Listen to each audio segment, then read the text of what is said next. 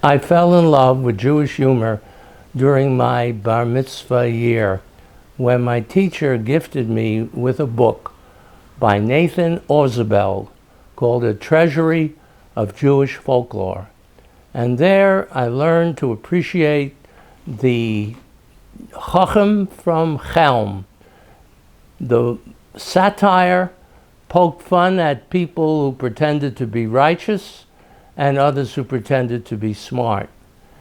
And from that point on, I enveloped myself in Jewish humor. And it's no accident that some of the greatest comedians, Jewish comedians to be sure, came from Brooklyn. Let me start with David Daniel Kaminsky, known as Danny Kaye. According to his biography, he was born in 1913. Not so, he lied. He was born in 1911, the youngest of three sons. His parents were from Russia. With love they came, and hope.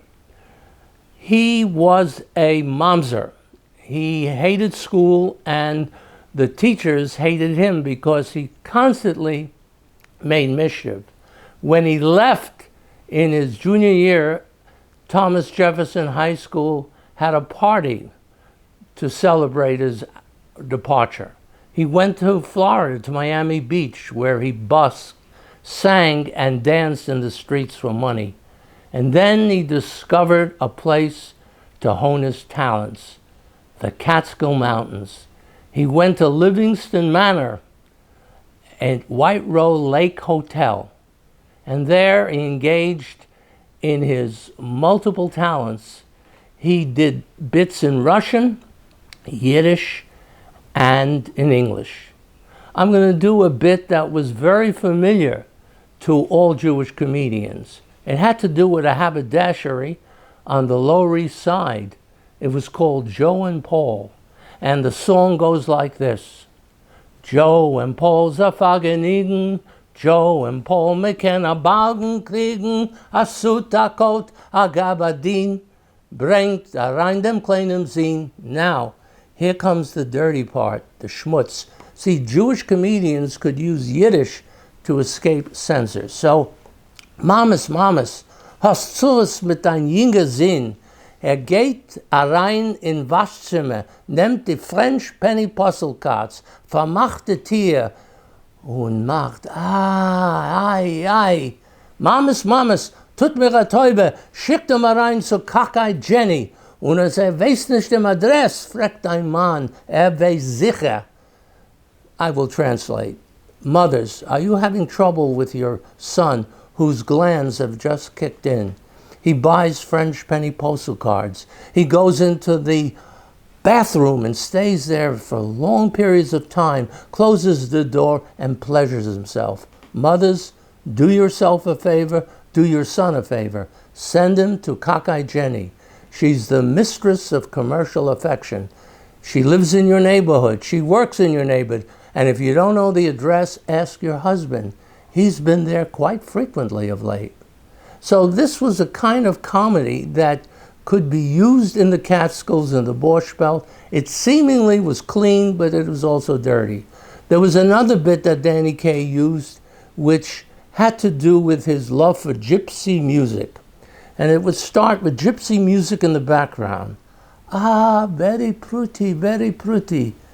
It reminds me of the time when my father put me on his knee and said, Kolya, my little gypsy, it is time you went out to the world to learn the facts of life. So I packed my little karzink. I wandered over hill and dale, small villages and pretty cities. And at last I saw her, my first woman. She was gorgeous and passionately beautiful. And her voice was the voice of angel. Soft and mellow, soft and mellow. And he would get up and he'd start dancing. Dina, is there anyone finer in the state of Carolina? And if you know, please tell her I love her. So, kakte bien serce. So he would do English, Russian, and Yiddish to the roaring crowd. Now, Danny Kaye became the ultimate star who moved from the Catskills to Broadway. He starred in a play, Lady in the Dark, and he stopped the show when he recited 50 Russian composers in 38 seconds. And then he leapfrogged to another show by Cole Porter. And again, he stole the show with his great shtick. He imitated a soldier about to go off to war, later a movie. It was his first movie, Up in Arms. Now, in order to become a movie star, he had to change something to make him less Jewish. Samuel Goldwyn, who discovered him in a nightclub, said, "Danny, you're too Jewish. I want you to change your nose." Danny refused. So they compromised. Danny bleached his hair strawberry blonde, and the band played on.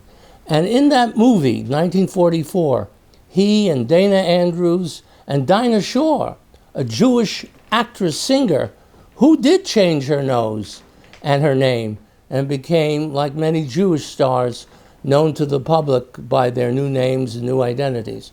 Danny made a movie every year, and every year he went further away from his Jewish roots. He was Wonder Man. He was Hans Christian Andersen. He could play multiple roles. And then something happened. He and his wife had a falling out, and he went to London to play before the King and Queen, King George and Queen Mary. And they, contrary to protocol, sat in the first row and not in the royal box. And according to my research, I discovered that Danny Kaye, who was accused of being a fagala by an author, was in fact a man of multiple women conquests, including the Princess Margaret. Not many people know that. But in addition to my being a scholar, I'm also a Yenta. And I know that Danny Kaye and Princess Margaret was an item. And Danny Kaye eventually found out that he couldn't last in England. So he came back to his beloved, oh, she loved him. And his wife, he said, she has a brilliant head on my shoulders. She wrote all his songs, his patter songs, and yet they were a very estranged couple. And what kept them together was Dina, the girl I mentioned in a song. Later in life, he rediscovered his Jewish roots. First came an incident that changed the Jewish world, the Six-Day War. He and Leonard Bernstein flew to Israel to entertain the troops. And later, he performed in a television play called Skokie about the Holocaust, about the deniers. And shortly before he died, he came back to Brooklyn, and he was honored by Howard Golden, then borough president, as King of Brooklyn. And before departing, he said, "I love Brooklyn.